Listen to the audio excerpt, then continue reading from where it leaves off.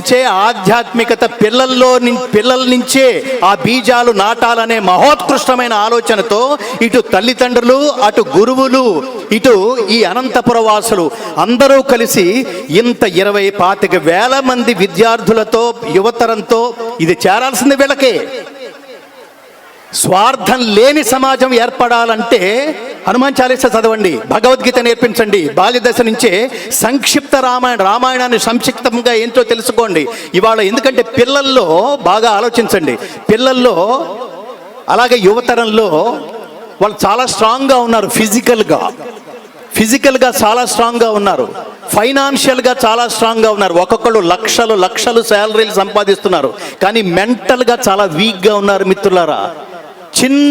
చిన్న సమస్య వస్తే వెంటనే ఆత్మహత్య, 4 మార్కులు తగ్గితే వెంటనే ఆత్మహత్య.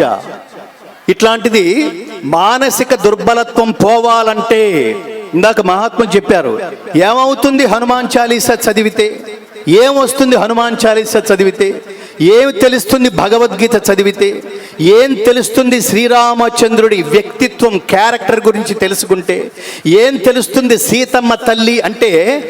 పురుషుణ్ణి బీజం అంటాం, స్త్రీని క్షేత్రం అంటాం. బీజం పాడైతే బీజానికి మాత్రమే నష్టం, క్షేత్రం పాడైతే సమాజానికి నష్టం. అందుకని బీజం కంటే క్షేత్రం ఇంకా చాలా సంస్కారవంతంగా ఉండాలి. అది బాల్యదశ నుంచే చెప్పించడానికి మన సీతమ్మ తల్లి ప్రపంచానికి గొప్ప ఉదాహరణ మిత్రులారా. తెల్లవారితే పట్టాభిషేకం, హంసతూలిక తల్పాలపైన శయనించవలసిన శ్రీరామచంద్రుడు, రాజ్యాన్ని భోగించవలసిన శ్రీరామచంద్రుడు, ధర్మపత్ని సమేతంగా సీతా సమేతంగా భోగించవలసిన శ్రీరామచంద్రుడు గెట్అవుట్, అడవికి పొండి అంటే అసలు ముఖంలో ఏమాత్రం ఎక్స్ప్రెషన్స్లో చేంజ్ లేదు మిత్రులారా. ఏమిటి అసలు వెళ్ళిపోమంటే, ఇక్కడేమో ఇతర మతంలో చూస్తున్నాం కదా, ఔరంగజేబు ఏం చేశాడు, టక్కున రాజ్యపాలన కోసం, ఆ సీటు కోసం వేసేశాడు వాళ్ళ నాన్నని. ఆ తర్వాత వాడు వీడిని జైల్లో పెట్టేశాడు. ఈ ఫెసిలిటీస్ ఇలా ఉన్నాయని ఇతర మతాలు చెప్తున్నాయి చూడండి. రాజ్యం కోసం తండ్రినైనా సరే చంపేసేయి అని చెప్పే ఇతర మతాలతో పోల్చుకుంటే నాకు రాజ్యం, భోగం, సుఖం, సౌఖ్యం, దుఃఖం అన్నీ సమానమే, తృణప్రాయమే అని సుఖదుఃఖే సమీకృత్వా లాభాలాభౌ జయాజయౌ తతో యుద్ధాయ యుజ్యస్వ నైనం పాపమవాప్స్యసి. 4 మార్కులు తక్కువ వస్తే సోవాట్ అనుకోవాలి, ఏం పర్లేదు నాన్న. దీని అర్థం ఏమిటంటే, నిజంగా గుర్తుపెట్టుకోండి, మనం తపస్సు చేస్తే దేవుడు ప్రత్యక్షం కాలేదంటే అర్థం దేవుడు లేడని కాదు. నేను 10 సంవత్సరాల నుంచి తపస్సు చేస్తున్నాను రా, దేవుడు ప్రత్యక్షం కావట్లేదు, దేవుడు లేడు. ఒకవేళ ఉన్న వాడికి ఏమైనా క్యాస్ట్ ఫీలింగ్ ఉందేమో, క్యాస్ట్ ఫీలింగు వాడికి ఏం ఫీలింగ్స్ ఉండవు.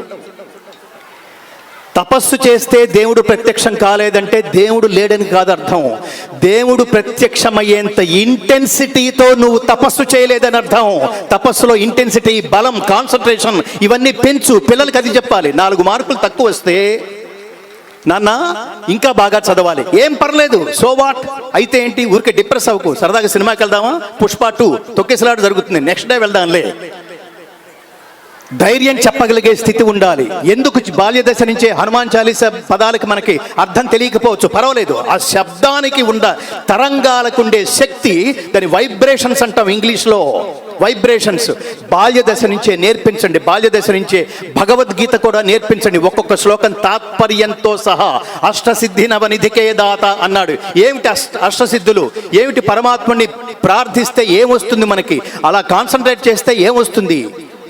బాల్యదశ నుంచే పిల్లలకి చెప్పించగలిగితే, ఇందాక చెప్పారు మహాత్ములు, భక్తి, రెండవది శక్తి, మూడవది యుక్తి, తెలివితేటలు, నాలుగవది నిస్వార్థపరత్వం.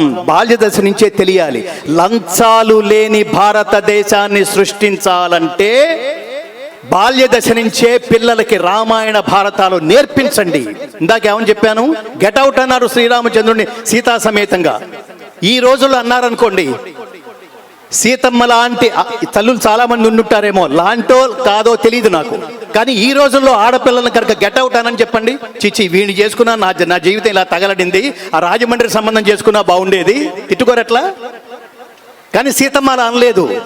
నేను 14 సంవత్సరాలని 14 క్షణాల్లో అరణ్యవాసం గడిపొస్తా, నువ్వు అత్తమామల్ని జాగ్రత్తగా చూసుకో అంటే సీతమ్మ తల్లి ఎందుకయిందంటే, సీతమ్మ ఏమందో తెలుసా?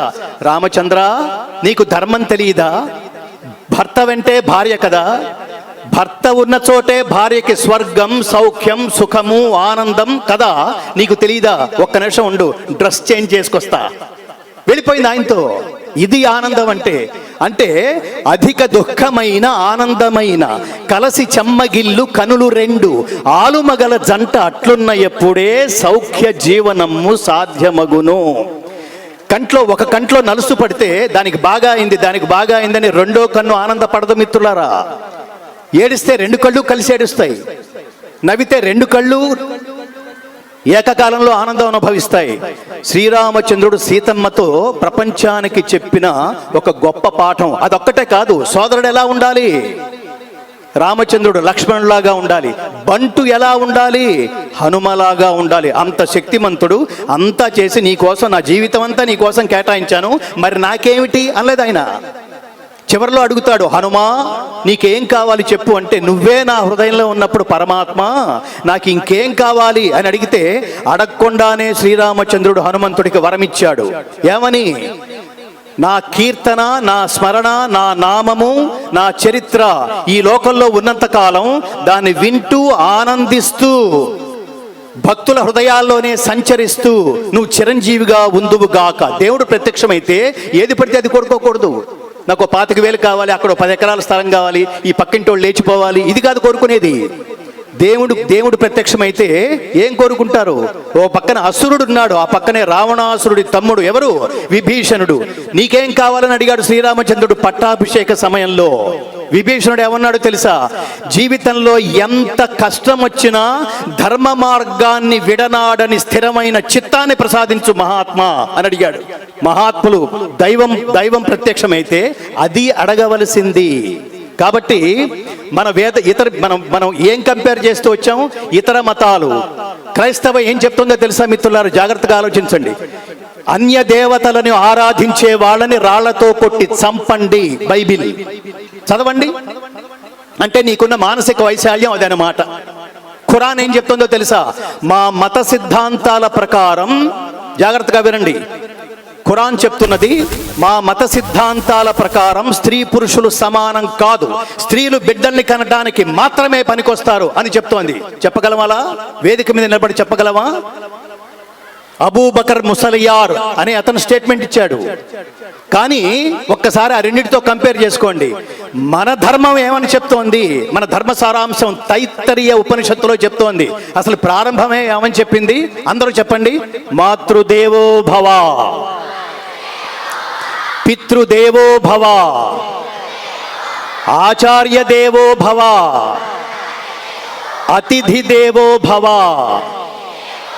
అసలు నిజానికి ఈ 4 మహద్వాక్యాల అర్థం తెలుసుకుని ఆచరిస్తే ఇంకా మనం వెళ్ళిపోయిన తర్వాత కూడా బతుకుంటాం మిత్రులారా. జీవితం అంటే ఉన్న కాలంలో ఉండటం కాదు. జీవితం అంటే మనం వెళ్ళిపోయిన తర్వాత కూడా వెనక తరం వాళ్ళకి ఆదర్శవంతంగా, గతంలో ఒక మహానుభావుడు ఉండేవాడు, గతంలో ఒక తపస్వి ఉండేవాడు, ఇవాళ ప్రత్యేకమైన ఆనందానుభూతి పొందుతున్నాను మిత్రులారా. మహర్షులు తపస్సు చేసి, మరి నాకేమిటి, నాకు అది కావాలి, ఇది కావాలి, ఆ పక్కన 100 ఎకరాలు కావాలి, నా పీఠం ఇంకా ఎక్స్టెండ్ చేయాలి, ఇట్లాంటిది లేకుండా పరమాత్మ నుంచి సంక్రమించిన తపశ్శక్తిని తిరిగి లోకక్షేమం కోసం మాత్రమే ఖర్చు పెడుతూ, పబ్లిసిటీకి దూరంగా, ఆదాయాలకి దూరంగా, కేవలం తపస్సుకి మాత్రమే, ధర్మ ప్రచారానికి మాత్రమే దగ్గరగా ఉండే మహోత్కృష్టమైన స్వామి పక్కన నేను ఆసీనుండి కావటం నాకు ఇవాళ చాలా ఆనందంగా ఉంది మిత్రులారా. లౌకికానాం హి సాధూనాం అర్థం వాగనువర్తతే ఋషీణాం పునరాద్యానాం లోకమర్ధోను ధావతి అంటాడు భవభూతి ఉత్తర రామచరితంలో. అంటే లౌకికులైన సాధకులు వాళ్ళ దగ్గరికి వెళ్ళి కాళ్ళకి నమస్కారం చేసామనుకోండి, ఏ నాయనా నీకేం కావాలి అని అడుగుతారు. నాకు ఇది కావాలండి అంటాం మనం. తథాస్తు అంటాడు. అంటే నీకేది కావాలో తెలుసుకుని తథాస్తు అంటాడు లౌకికమైన సాధువులు. కానీ ఋషీణాం పునరాద్యానాం. ఇట్లా కేవలం పరమాత్మతో మాత్రమే అనుసంధానమైన హంపి జగద్గురు శంకరాచార్య విద్యారణ్య భారతీ మహాస్వామి వారు, హంపి విరూపాక్ష విద్యారణ్య మహాసంస్థానాధీశ్వరులు, ఇలాంటి మహాత్ములు ఏమిటో తెలుసా? వాళ్ళ దగ్గరికి వెళ్ళి మీరు నాకు ఇది కావాలని అడగక్కర్లేదు, ఇది కావాలని అడగక్కర్లేదు. నీ మొహంలోకి చూచి నీకేదైతే అర్హత ఉందో, ఇది గుర్తుపెట్టుకోండి. మనకి ఇంగ్లీష్లో ఒక నోషన్ ఉంది, God gives you what you deserve, not what you Dzire. దేవుడు కోరికను బట్టి ఇవ్వడు, అర్హతను బట్టి మాత్రమే ఇస్తాడు. ఆ అర్హతని సాధించుకోవడం మన ధర్మం. ఆ అర్హత పేరే ధర్మము. ధర్మము ధర్మము. మన ఇష్టం వచ్చిన పనులు చేసేసి తెల్లవారులేస్తే అబద్ధాలు, అక్రమాలు, అన్యాయాలు, దుర్భాషలు, అనవసరమైన అక్రమ మార్గంలో ధనార్జనలు, ఇన్ని చేసి అందులో కొంత గిల్లి తిరుమల హుండీలో వేసి నన్ను జాగ్రత్తగా చూసుకో, మన ఇద్దరం బిజినెస్ పార్ట్నర్స్ అన్నట్టుగా వెంకటేశ్వర స్వామి ముందు పాదాలు మోకరిల్లితే వెంకటేశ్వర స్వామి మనతో మైత్రి చేస్తాడా? దేవుడు ఎవరితో మైత్రి చేస్తాడు? కృష్ణుడు ఎవరిని ఎంచుకున్నాడు మహాభారత యుద్ధంలో? ప్రధానంగా ధర్మపక్షపాతి. యతో గావస్తతో ధర్మ, యతో ధర్మస్తతో కృష్ణ, యతో కృష్ణస్తతో ధర్మ, యతో ధర్మస్తతో జయ. ఎంత గొప్ప దేశంలో పుట్టామయ్యా! తల్లి తర్వాత అంతటి స్థానాన్ని గోవుకిచ్చి తల్లిపాలలో ఉండే బలవర్ధకమైన ఆహారంతో పాటు, రోగనిరోధక శక్తితో పాటు, సంస్కారంతో పాటు ఇంతటి ఉన్నతమైన జీవితాన్ని ప్రసాదించగలిగే ఆలోచనలు, సంస్కారం అన్ని ఇవ్వగలిగే పాలు కలిగిన ఒకే ఒక్క జంతువులాగా మనం చూస్తున్నాం. కానీ మాత అన్నాం. ఏమన్నాం? ఆ అంటే అమ్మ, ఆ అంటే ఆవు. గోవులో మాతను దర్శించిన మహోత్కృష్టమైన భారతదేశంలో పుట్టినందుకు చెప్పండి మళ్ళీ ఇంకొకసారి భారత్ మాతాకి. కాబట్టి ఇతర మతాలతో పోల్చుకుంటే మాతృదేవో భవ, అమ్మే మొదటి దేవత. నాన్న దేవుడు రా అమ్మ. ఇంట్లోంచి బయలుదేరేటప్పుడు, బయటకు వెళ్ళేటప్పుడు ఎవరి కాళ్ళకి నమస్కారం చేయాలి? పిల్లలు అమ్మ కాళ్ళకి నమస్కారం చేయండి, తర్వాత నాన్న కాళ్ళకి నమస్కారం చేయండి, తర్వాత స్కూల్కి వెళ్ళగానే, పాఠశాలకు వెళ్ళగానే గురువు కాళ్ళకి నమస్కారం చేయండి. అర్థమవుతుందా? తర్వాత ఇంటికి వచ్చి వాళ్ళ ఎక్స్పీరియన్స్ అంతా మనకు చెప్తారు చూడండి. అతిథులు వాళ్ళ కాళ్ళకి నమస్కారం చేయండి. వీళ్ళందరికీ నమస్కారం చేస్తే వాళ్ళు ఊరికే నెత్తి మీద ఇలా చేయి పెట్టేసేయరు. ఆయుష్మాన్ భవ అంటారు, తీరుతుంది. ఆరోగ్యమాన్ భవ, తీరుతుంది. శతాయుష్మాన్ భవ, శతాధికాయుష్మాన్ భవ. వాళ్ళు ఆశీర్వదిస్తే ఎన్ని వందలేళ్ళైనా బతికేస్తావు నువ్వు. ఇప్పుడు మనం చూస్తున్నాం చూడండి, ధర్మం ఉంటే దాని శక్తి ఎలా ఉంటుందంటే, ఇప్పుడున్న ప్రభుత్వాలు ఎంత పని చేసినా అధర్మంగా ఉంటాయి. కాబట్టి బ్రాకెట్లో ఎంత పని చేసినా ఎలక్షన్స్ ముందు మందు, డబ్బు, జనాల బలహీనతల్ని సాటిస్ఫై చేసే పనుల్లో ఉంటాయి. కాబట్టి వాడు నెక్స్ట్ టర్మ్ వస్తారో లేదో ఎంత చేసినా గ్యారంటీ లేదు మిత్రులారా. 5 సంవత్సరాల తర్వాత మళ్ళీ ఇదే ప్రభుత్వం వస్తున్న గ్యారంటీ లేదు. అలాంటిది జాగ్రత్తగా వినండి, శ్రీరామచంద్రుడు 11,000 సంవత్సరాలు పరిపాలించాడు. 11,000. ఎలా సాధ్యం అది? ధర్మము ధర్మము ధర్మము. అబద్ధమాడరాదు. వీలైనంత వరకు మరి నాకేమిటి, నీ దగ్గరకు వచ్చిన వాడిని మరి నాకేమిటి అని అడగద్దు, మరి నీకేమిటి అని అడగండి. నిరంతరం లోకానికి సేవ చేసే ప్రయత్నంలో ఉండండి. ఇతరుల్ని మన కోసం వాడుకుంటే దాని పేరు స్వార్థం. మనం ఇతరులకు ఉపయోగపడితే దాని పేరు సేవ. ఇవాళ జరుగుతున్నది నా దృష్టిలో చాలా గొప్ప ఆధ్యాత్మిక సేవ మిత్రులారా. ఈ సేవ చేస్తున్న, ఈ ధర్మ ప్రచారం చేస్తున్న ఈ పక్కనే ఉన్న విద్యారణ్య మహాభారతి స్వామి వారి పాదపద్మాలకు శిరస్సు నఖ ధూళి కంటే వరకు వంగి వారి పాదాలకు నమస్కరిస్తూ నాకు కృతజ్ఞత కూడా ఉంది. నేను ఇవన్నీ చెప్తున్నానంటే నాకు అర్హత ఉండాలి. అదేమిటంటే నా జీవితం అంతా వదిలేసి, అసలు జీవితం అంటే ఎంటర్టైన్మెంట్ కాదు, ఎన్లైటన్మెంట్. సరదాగా వచ్చాం, ఏదో సరదాగా వచ్చి సరదాగా పోవడం కోసం కాదు జీవితం అంటే. తిరిగి ఏదో ఒకటి ఇచ్చిపోవడం, వచ్చిపోవడం కాదు, తిరిగి ఏదో ఒకటి ఈ లోకానికి ఇచ్చిపోవడం. అలా అనుకున్నప్పుడు దేవుడు నాకు ఇచ్చిన ప్రతిభకి నేను తిరిగి ఈ ప్రపంచానికి ఏమి ఇవ్వగలను? మామూలుగా మనం చేస్తోంది ఉదయం 7 గంటలకు లేస్తే రాత్రి 10 గంటలకో 11 గంటలకో వస్తే మన జేబు ఎంతవరకు నిండిందని మాత్రమే చూస్తున్నాం మిత్రులారా. ఇంతవరకు ఇల్లు కట్టుకోలేదు, ఇంతవరకు ఇల్లు కొనుక్కోలేదు, ఇంతవరకు స్థలం కొనుక్కోలేదు. ఈ గొడవలోనే ఉన్నాం మిత్రులారా. ఇవన్నీ వదిలేసిపోతాం. తల్లి గర్భము నుండి ధనము తేడెవ్వడు, వెళ్ళిపోయేడి నాడు వెంటరాదు, లక్షాధికారైన లవణమన్నమే గాని మెరుగు బంగారము మృంగబోడు. ఇది కదా జీవితం. ఇది బాల్య దశ నుంచే పిల్లలకి నేర్పిస్తే, నాన్న ఏది శాశ్వతం కాదు, చదువు బాగా చదువుకో, బాగా నేర్చుకో, నువ్వు డాక్టర్ అవుతావా అవ్వు, అన్నీ వదిలేసి భజన చేయమని చెప్పలేదు శ్రీరామచంద్రుడు. నువ్వు ఏ సబ్జెక్ట్ అయితే ఎంచుకున్నావో దాని తాలూకు ఫలితాన్ని లోకానికి దైవానికి అర్పించి పని చేయమని చెప్తున్నాడు. ఇది కదా రహస్యం అంటే. డాక్టర్ అయ్యావు, ఇవాళ చూడండి, హెల్త్ పాడైతే హాస్పిటల్కి వెళితే 15 రోజులు 20 రోజులు 30 రోజులు హాస్పిటల్లో ఉంటే మొత్తం రికవర్ అయ్యి బయటకు వచ్చే సమయానికి వాడి బిల్లు చూసి మళ్ళీ అక్కడే హార్ట్ అటాక్ వచ్చి మళ్ళీ అదే స్ట్రెచర్ మీద జాయిన్ అవుతున్నాం ఆ బిల్లు చూసి. మనుషుల మనస్తత్వం, ఆలోచన విధానం మారాలి మిత్రులారా, మారాలి మారాలి మారాలని చెప్తే గీత చెప్తుంది, మనుష్యాణం సహస్రేషు కశ్చిత్ యతత సిద్ధయే. కోట్లలో మళ్ళీ ఎవడో ఒకడు మారతాడు. మనం చూసాం కదా, ఈ మధ్యన కరోనా వచ్చింది, ఏమైనా మార్పు తెచ్చిందా? కరోనా వెళ్ళిపోయింది. మళ్ళీ మన దురన్యాయాలు, మళ్ళీ మన అక్రమాలు, మళ్ళీ మన పాత జీవితం మామూలు ఏమన్నా మార్పు తీసుకొచ్చిందా చెప్పండి? ప్రపంచమంతా ఆర్థికంగా సర్వనాశనం అయిపోతే ప్రపంచానికి కాపాడవలసిన వైద్య విధానాలు ఎన్ని వేల కోట్లు సంపాదించేసినాయో ఆ టైంలో శవాల మీద. ఆలోచించండి, మారదా ప్రపంచం? మారదా ప్రపంచం? ఇలాంటి ఎన్ని కార్యక్రమాలు పెడితే మారుతుంది? ఇది బాల్య దశ నుంచే పిల్లల్లో ఆధ్యాత్మిక బీజాలు నాటడం ద్వారా. నేను అండర్లైన్ చేస్తున్నాను, ఆధ్యాత్మికత అంటే రిటైర్మెంట్ సబ్జెక్ట్ కాదు. ఆధ్యాత్మికత అంటే రిటైర్మెంట్ సబ్జెక్ట్ కాదు. ఆధ్యాత్మికత అంటే మరణానికి సమీపంగా వెళ్ళిన వాడు పట్టుకోవాల్సిన పుస్తకం కాదు భగవద్గీత, పట్టుకోవాల్సిన పుస్తకం కాదు రామాయణం. ఏం చెప్తున్నాడో అర్థం చేసుకోవాలి. యద్యదాచరతి శ్రేష్ఠః తత్తదేవేతరో జనః సయత్ ప్రమాణం కురుతే లోకస్తదనువర్తతే.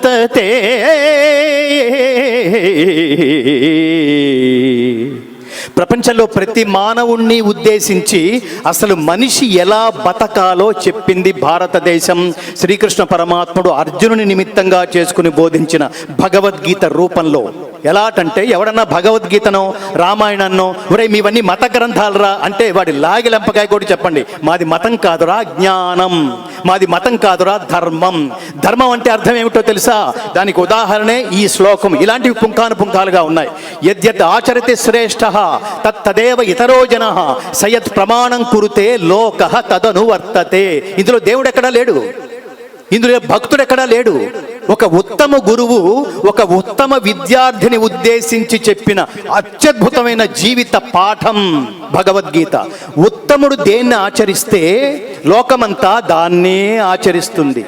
ఉత్తముడు దేన్ని ప్రమాణంగా అంగీకరిస్తే లోకమంతా అతన్నే అనుసరిస్తుంది. అంటే దాని అర్థం ఏమిటంటే భగవద్గీత మీరు నేర్చుకుంటే ఇంకా ఫ్యాన్స్ ఉండరు, ఫాలోవర్స్ ఉంటారు. అందుకని భగవద్గీత నేర్చుకోవాలి. చెప్పండి, యద్యదాచరతి శ్రేష్ఠః తత్తదేవేతరో జనః సయత్ ప్రమాణం కురుతే లోకః తదనువర్తతే. ఇందాక చెప్పినట్టు రిటైర్మెంట్ సబ్జెక్ట్ కాదు మిత్రులారా, బాల్య దశ నుంచే ఏ బీజ స్థాయిలో మీరు ఇలాంటి ఆధ్యాత్మికతను నేర్పుతారో. ఆధ్యాత్మికత అంటే రెండు అర్థాలు. ఆధ్యాత్మికత అంటే దైవం గురించి చింతన, ఆధ్యాత్మికత అంటే ఆత్మ అనే శబ్దానికి జీవితం అనే అర్థం, శరీరం అనే అర్థం కూడా ఉంది.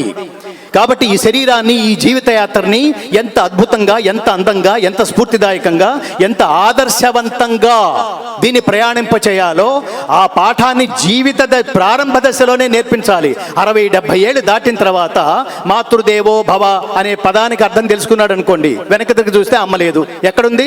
గోడెక్కింది. పితృదేవో భవ 70 సంవత్సరాల తర్వాత నాన్న లేడు, ఎక్కడున్నాడు? ఫోటో ఫ్రేమ్ కట్టించి గోడెక్కించారు. అతిథి దేవో భవ, ఇప్పుడు నీ గోపిక లేదు, కనిపించిన వాళ్ళందరినీ గంటల తరబడి వాయించేస్తున్నామని ఎవరు రావడం కూడా మానేశాడు. ఎందుకప్పుడు? అప్పుడు చెప్పేందుకు? మాతృదేవో భవ అనే పదాన్ని కూడా అర్థం తెలుసుకోవాలి.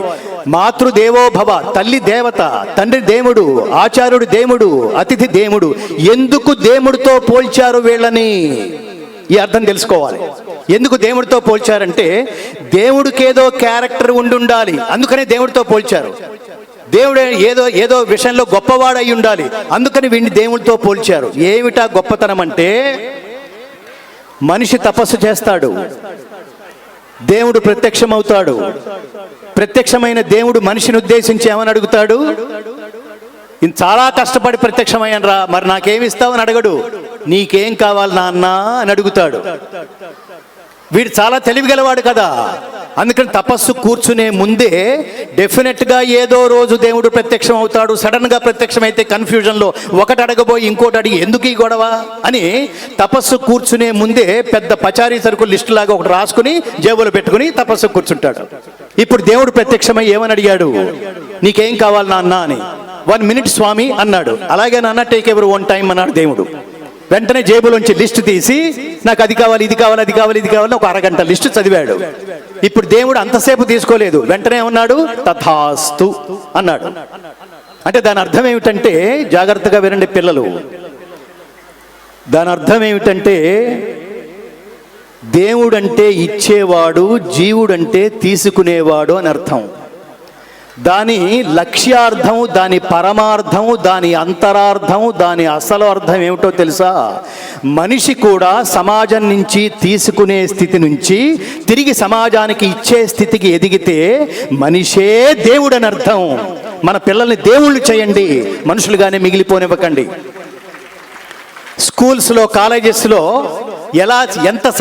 ఎలా చదివితే ఎన్ని మార్కులు వస్తాయి, ఎన్ని మార్కులు వస్తే ఏ ఉద్యోగం వస్తుంది, ఏ ఉద్యోగం వస్తే ఎంత సంపాదించవచ్చు, ఇంతవరకు మాత్రమే, లౌకికంగా బతకడం వరకు మాత్రమే చెబుతాయి చదువులు.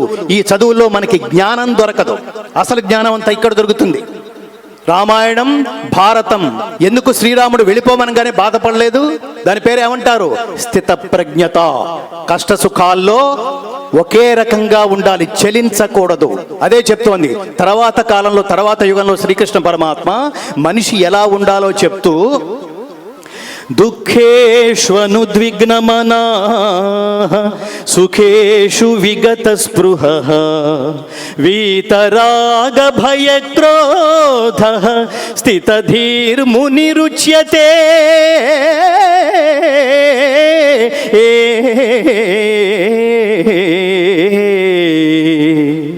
దుఃఖాలు కలిగినప్పుడు దిగులు చెందద్దు, సుఖాల పట్ల స్పృహ లేనట్టుగా ఉండు. రాగము, భయము, క్రోధము నీ దగ్గర కూడా రానివద్దు. అలా రానివ్వనప్పుడు మాత్రమే నిన్ను స్థితప్రజ్ఞుడు అంటారు. జీవితాన్ని జయించడం అంటే, జీవితాన్ని సాధించడం అంటే ఇది అని చెప్తాడు శ్రీరామచంద్రుడు ఆచరణ రూపంలో, శ్రీకృష్ణ పరమాత్మ బోధించిన పాఠం రూపంలో. ఇవి ఖచ్చితంగా బాల్య దశ నుంచే. నేను చాలాసార్లు చూస్తున్నాను మిత్రులారా, ఇవన్నీ మనం చాలాసేపు, ఎంతసేపు అయినా మాట్లాడుకోవచ్చు. కానీ ఒక ఆందోళనకరమైన విషయం మాత్రం మనం గుర్తు చేసుకోవాలి. Hinduism is so strong, but Hindus are unfortunately so